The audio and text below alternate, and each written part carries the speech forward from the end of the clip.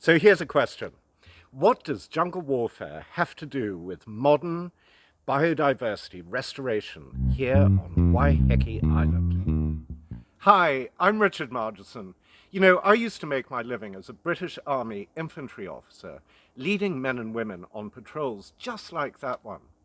But these days, even though I'm more Grandad's Army than regular forces, I'm the owner of Free the Tree Limited, a biosecurity and eco-restoration service on Waiheke Island. And I'm so lucky to have my office out here.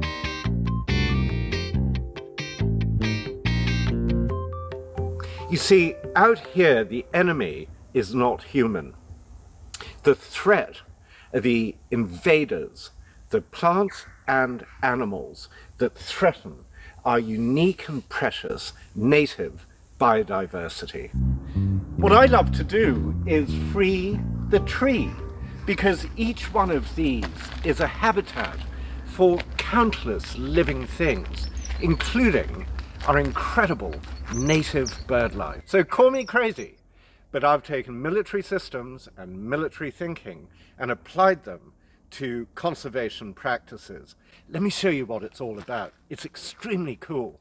So come with me as we go on a pest plant patrol. So back in the day, we called this an advance to contact. Contact means contact with the enemy.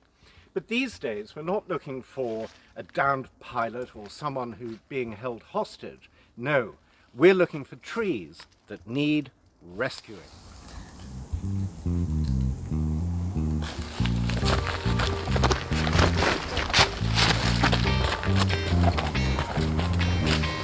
Oh, here we go.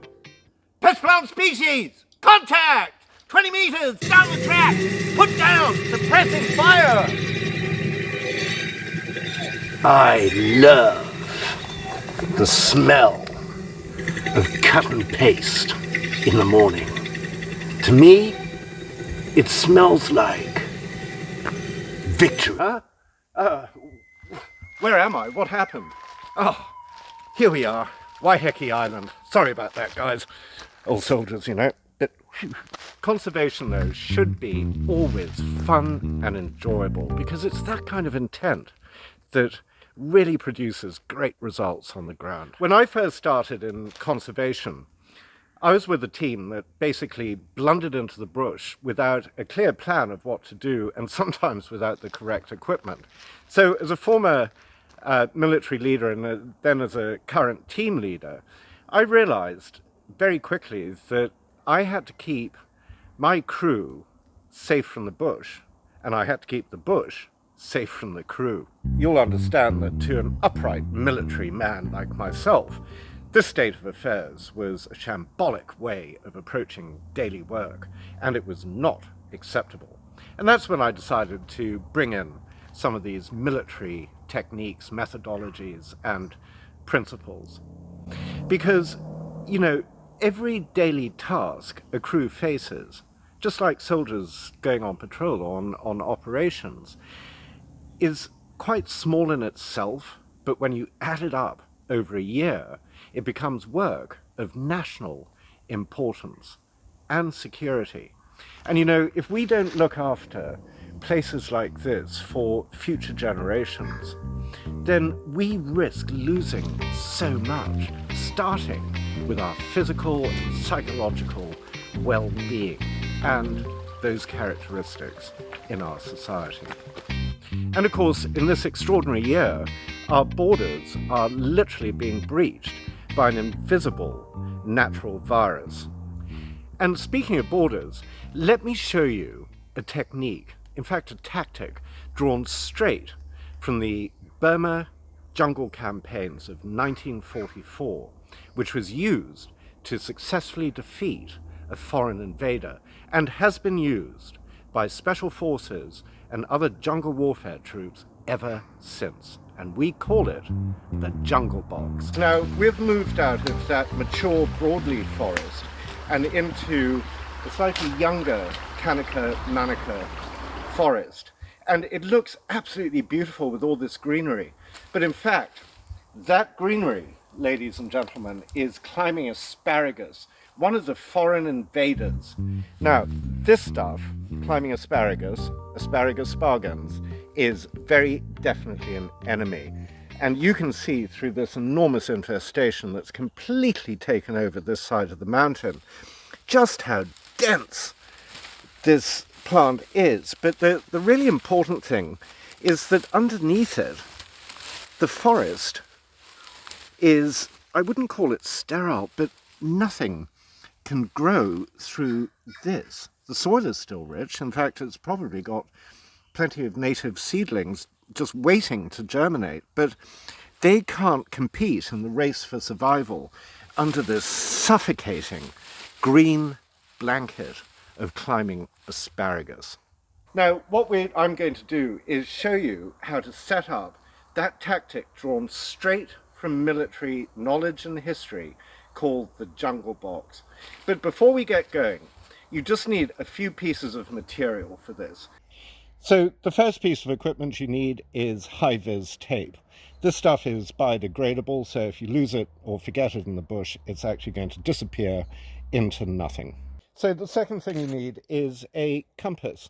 Now, I carry both a hand-bearing compass, but also use the compass on my smartphone. Extremely accurate, as long as you've got power for the phone. So the last piece of equipment I use, which I find absolutely indispensable, is a GPS tracker, in this case on my smartwatch. Now I'm just going to unlock that, press walk, and wait for the GPS signal, which comes from satellites above us, to lock in. And that is now tracking my every movement as well as my physiological condition. Setting up a jungle box basically follows a fairly easy, simple, easy to remember set of principles. Number one, you want to divide your high-vis tape into the dimensions of the actual box on the ground. Now, those dimensions are going to depend on a variety of factors, including the steepness of the terrain, how rough the terrain is, the density of the bush, and the actual job in hand. Today, I'm going to set up a fairly small box, just so that you can really understand how simple yet effective this tactic is.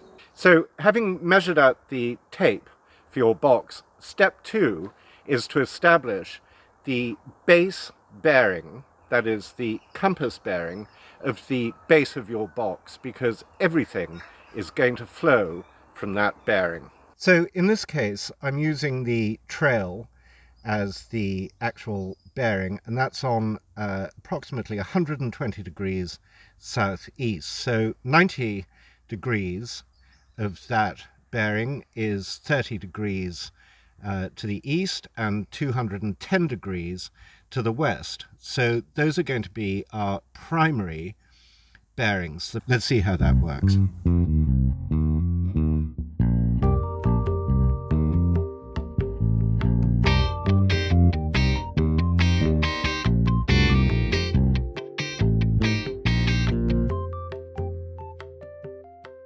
Phew, well that was fun.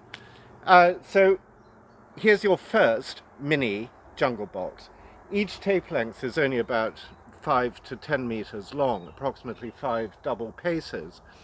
But the side tape lengths run up the hillside at 30 degrees each, and then the top tape runs across at 90 degrees to that, so 300 degrees to the west. And you'll see on the GPS that you actually achieve absolute 90-degree angles, which every box or rectangle has. Here at Free the Tree Limited, we don't just liberate trees that already are growing to maturity or trying to. We actually create the conditions for our native biodiversity to gain a foothold in order to flourish for future generations to enjoy. And you know, the kiwi bush, just like jungles abroad, can be extremely dense and thick. And that produces two potential risks. Number one, crew can become disorientated very easily in situations like this. And number two, they can become disheartened because the scale of the problem seems so huge.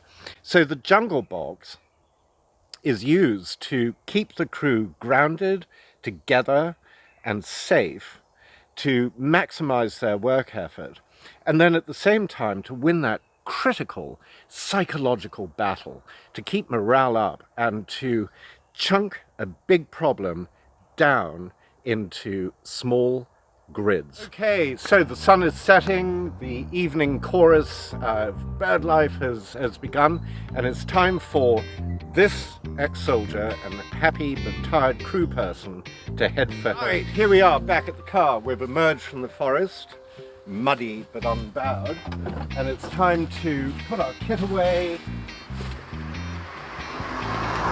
take off the war gear, and head home for tea and medals. Let's go. Ah, the delights of civilization. A hot cup of tea, a computer, and of course a comfy pair of white fluffy slippers for this battle-hardened wilderness warrior.